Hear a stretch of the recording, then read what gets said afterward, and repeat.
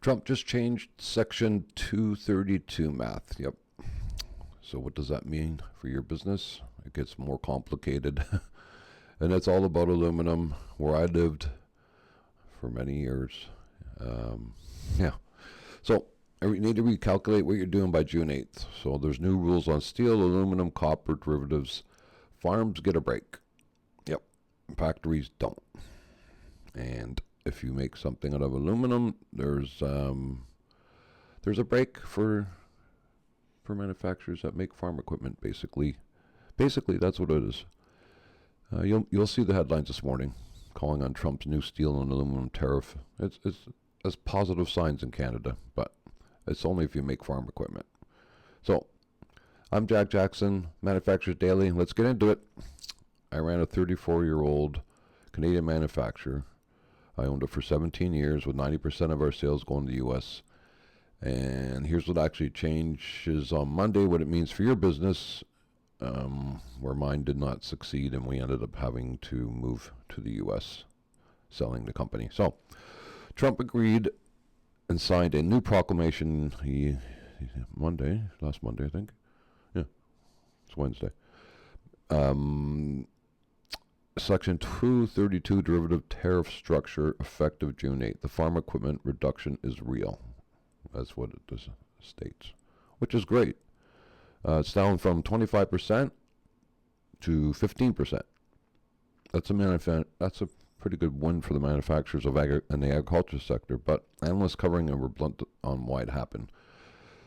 Evidently, farm bankruptcies are rising, farm sentiment is declining, and they've got their midterms. Yeah, it's a political thing, not a what do you call it? You know, what we should do. It's more what we have to do. Anyways, you take that the way you want. So there's a three-tier structure now. And I know it, but to put it into here, let's just go quickly. There's a tier 1, under 15% metal content by weight. Section 232 derivative tariff is gone. Section 2 is agriculture and certain industrial equipment, is now 15% on full product value. And 3, substantially metal products, which means you're over, I don't even remember the numbers now. I think it's 50%. 25. Oh no, it's 25% tariff on the full product value. That hasn't changed at all. So, and tier 4, I thought there was 3. There's actually 4. Raw commodity, steel, aluminum, nothing's changed. That's still 50%. It's confusing. Make sure, as I say, give us a call. We can help you go through it all. Make sure that you're paying the proper amounts, or should you be paying, or are you paying with your steel contents less than the percentages?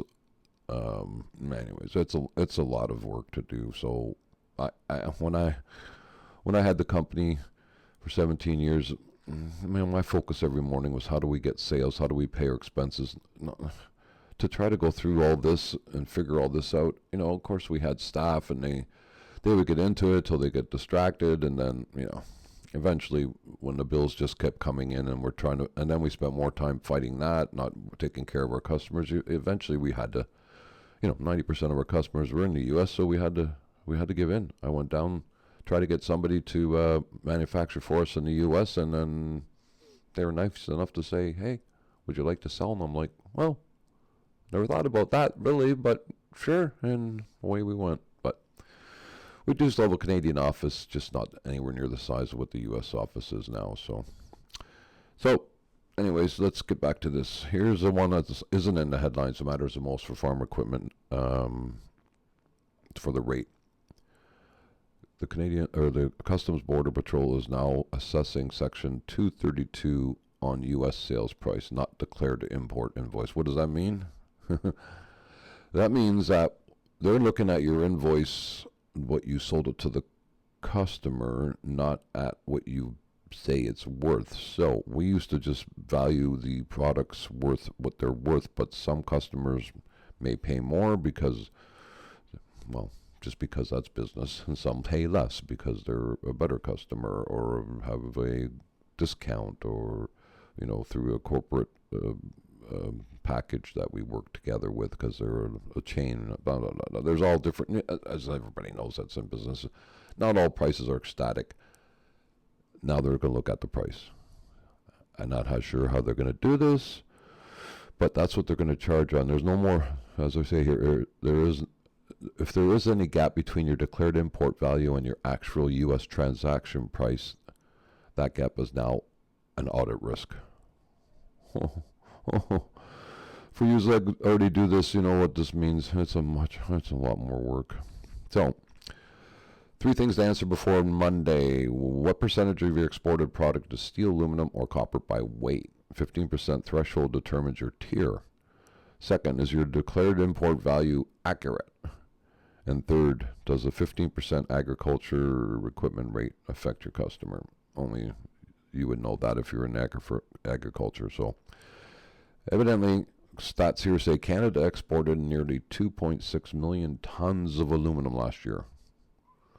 I didn't realize we did that much, which makes up 54% of U.S. aluminum imports. Wow. The relationship's still enormous, but it's no longer frictionless, that's for sure. Targeted rate reduction on farm equipment is a real gesture, but it doesn't touch the core exposure to the Canadian metal manufacturers, as we know.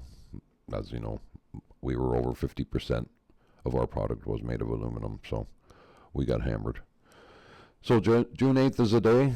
June 8th is next Monday, and the 3-tier structure takes effect. Make sure you know where you stand. I'm Jan Jackson, Manufacturer Daily. Let's get your business across the border efficiently. For a free 30-minute call, please call me. It's in the description below. We'll see you tomorrow. Thanks for watching.